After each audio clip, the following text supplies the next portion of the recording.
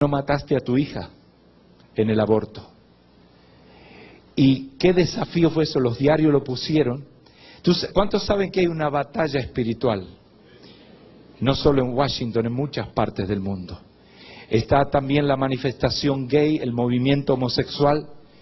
Y Dios ama a los homosexuales, pero detesta la homosexualidad. ¿Cuántos dicen amén?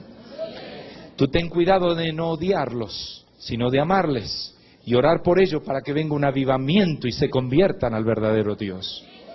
Estábamos en una de las ciudades de México, a varios kilómetros de aquí, predicando un mensaje de santidad a la juventud. Y pasó un joven que después nos enteramos era homosexual. Y él llegó a plataforma y los jóvenes estaban trayendo todos los ítems, símbolos de pecado.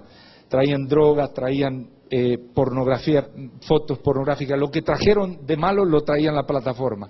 Pero este joven sacó su cinturón. Aparentemente se lo había regalado su amante varón. Y allí lo dejó. Yo no sabía nada, oré por él, el poder de Dios cayó, no sabía nada de la historia.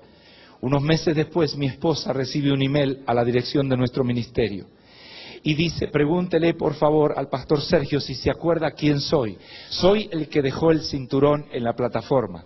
Claro, la gente normalmente no deja cinturón en la plataforma, así que enseguida me acordé quién era. Y dice, yo he sido practicante homosexual.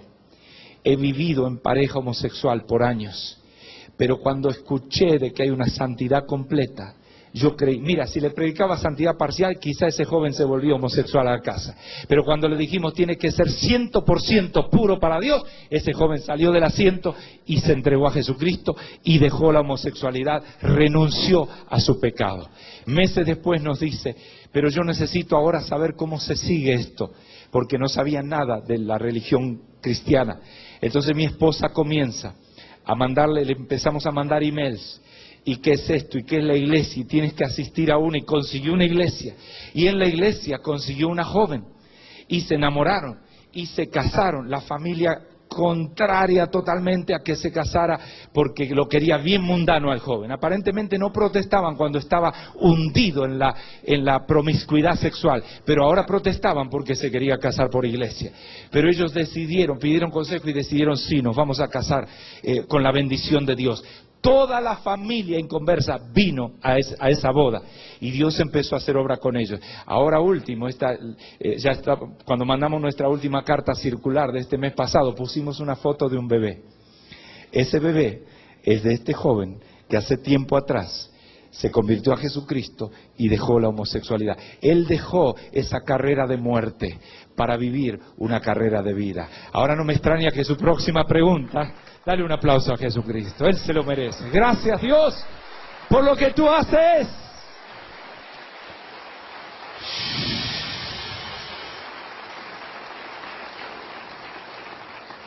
No me extraña que este joven ahora nos pregunte, ¿y dónde está el instituto bíblico?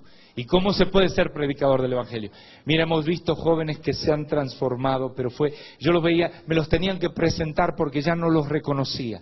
Un cambio total. Jóvenes transvestis que habían recibido operaciones, después te recibieron otras operaciones para volver a lo normal. Y Dios haciendo una obra en sus vidas. Escúchame bien, nada es imposible para Dios. El Señor no quiere la muerte del impío, sino que se conviertan a Él, que se vuelvan de sus caminos. Algo más que Dios quiere una reacción inmediata. Dice aquí en el versículo 11 de Ezequiel 33, volveos de vuestros malos caminos. Ya ahí se pone urgente la cosa. Ya no solo te dice lo que Dios quiere, sino que dice vuélvanse rápido. El Señor quiere que hayan suficientes advertencias para los impíos. El Señor quiere que se escuche un desafío directo a cambiar de estilo de vida. El Señor quiere que se sepa que hay otra alternativa, porque hay muchos que están tan atados en el camino de muerte que ni siquiera saben que hay esperanza. El Señor quiere que se levanten pregoneros, predicadores, anunciadores llenos del fuego del Espíritu, que hagan una revolución espiritual en su generación. Hermanos, los predicadores wesleyanos que comenzaron en Norteamérica desde el este al oeste venían rastrillando la tierra con el Evangelio. Y muchos de ellos sabían que no iban a llegar al oeste. Morían en los inviernos, morían por los indios, morían por ataques, morían por diferentes razones. Muchos de ellos tenían 16, 17, 19 años. Eran jovencitos dedicados a la causa del Evangelio completamente. Y fue a través de ellos que el predicador John Wesley multiplicó su ministerio. En un momento dado en la vida de Juan Wesley, este hombre de Dios y lleno de fuego, él tenía unas 200,000 personas en sus células, en sus grupos, que le llamaba clubes santos o grupos santos. Hermanos, tenemos que ampliar la visión. Dios ha dado cosas grandes, pero lo que viene es todavía más grande. Diga conmigo, todavía más grande. Dios quiere ver una reacción en el pueblo de Dios, una respuesta inmediata, un creer que podemos decir nosotros también: volveos, volveos de vuestros malos caminos. Mira, nosotros estábamos pasando una crisis con nuestro ministerio, porque le decíamos: Señor, vemos el fuego, vemos la unción de santidad, pero ¿dónde están las almas nuevas? Y Dios comenzó a poner ese clamor, esas lágrimas. A veces antes de irme a predicar lloraba un rato en el hotel, y después íbamos a predicar, veíamos el poder de Dios sobre la iglesia. Pero después, Señor, almas nuevas, convertidos, esos que vienen con olor a cigarrillo, esos que traen la droga en el bolsillo, esos que vienen de la borrachera, o esos que vienen perdidos en la lujuria, tráelos, Dios mío, ¿dónde están? Y el Señor nos dijo: planten una iglesia en la internet. Y sabes que nosotros, yo vengo de familia cristiana de 4ª generación, y estamos acostumbrados a la forma tradicional del cristianismo. Es decir, para mí ya es un milagro predicar sin corbata. Esto es por la influencia de los siervos aquí. Y parece que si no hay púlpito ya no podemos predicar. Recuerdo el primer día, pura obediencia, no lo sentíamos, no teníamos la orquesta y la música y los adoradores atrás, ni cabían porque era una piecita así, y pusimos la computadora, conectamos y pusimos la cámara. Esas primeras semanas, recuerdo, yo decía: no tengo nada de unción, se me fue la unción, pero yo miraba esa cámara y comenzaba a predicar palabra. ¿Te das cuenta? Volveos, volveos de vuestros malos caminos. Comenzamos a adiestrar a una pequeña congregación en La Plata. Y recuerdo la primera vez que pasó gente a convertirse a través de la internet. Y le digo a mi esposa: vení a ver. Claro, hice el llamado, pero sin fe. Y le digo: mirá, están pasando. 4 pasaron a recibir a Cristo. Y pasaban a una pantalla, a un predicador que los estaba llamando desde el otro lado del hemisferio. Les estaba llamando, les estaba diciendo: volveos de vuestros caminos, vengan a Jesucristo. Y venían. Y cuando vi eso, y cuando bautizamos los primeros, y las primeras santas cenas, y cuando vimos que aparece un día en la pantalla un messenger, que le dicen, uno de estos mensajes así digitales, donde dice: somos de Perú, somos 30 personas, vinimos a un cibercafé para conectarnos con ustedes, y desde ahora en más vamos a estar con ustedes. Averiguamos: no, un momento, ¿de qué iglesia son? No tenemos iglesia, vengan. Mira, Dios está haciendo una revolución aún en los estilos de evangelización. El Señor está levantando ciberpastores, ciberevangelistas, ciberapóstoles.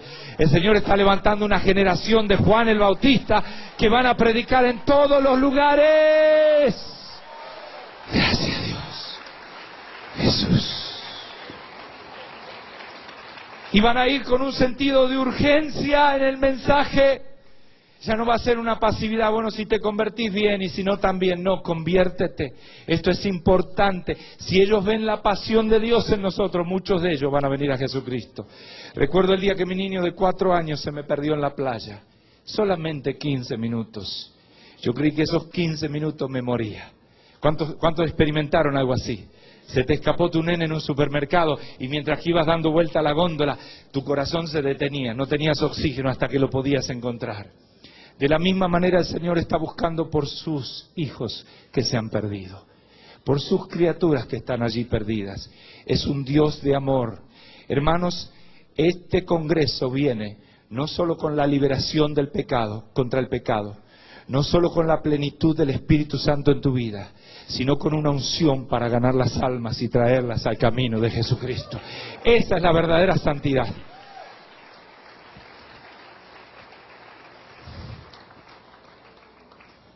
Mira lo que dice Zacarías, y ya estamos terminando. Zacarías y capítulo 3, la última parte del versículo 9, la última frase dice: y quitaré el pecado de la tierra en un día. Viene un mover de Dios tan fuerte que Dios puede arrancar el pecado de una ciudad en un solo día. Y de repente todas esas oraciones que venían llenando la copa de la misericordia de Dios, de repente Dios dice: ahora. Y les vuelca avivamiento. Y de repente en esa ciudad no se habla de otra cosa que de Dios. No se habla de otra cosa que de esos cristianos que se reúnen por todos lados. ¿Cuántos están esperando un avivamiento así? En el avivamiento en Argentina se dice que unas 2 millones de personas vinieron a Jesucristo durante esos años, en todo el país. ¿Cuántos quieren ver eso y más en México? Dios está aquí. Y finalmente, número 5, Dios quiere razonar con nosotros. Volvamos a nuestro pasaje, Ezequiel 33:11. Última frase: ¿por qué moriréis, oh casa de Israel? ¿Por qué moriréis, oh casa de Israel? Yo he venido aquí, siervos, con una advertencia. He venido a traer primero noticias difíciles y después buenas noticias. Yo quiero anunciar a toda persona que está en pecado que el fin del pecado es desastre. Que la Biblia dice: sin santidad nadie verá a Dios. Yo quiero anunciar a toda persona que está atada a vicios, toda persona que tiene adicciones, toda persona que quiere controlar su carácter pero no puede y dice malas palabras y dice maldiciones. Toda persona que está viviendo una vida mezclada y no de acuerdo a la voluntad de Dios, yo quiero anunciar bajo el temor de Dios que esa persona está en grave peligro. El Señor te está dando admonición, te está dando advertencia y te dice: ¿por qué moriréis? Y esto se los dice a los creyentes que están practicando pecado y también al no creyente que puede estar aquí. Estamos en la presencia de un Dios de amor. Un Dios que sabe perdonar, un Dios que es rápido para la misericordia y lento para la ira. Ese es el carácter de Dios.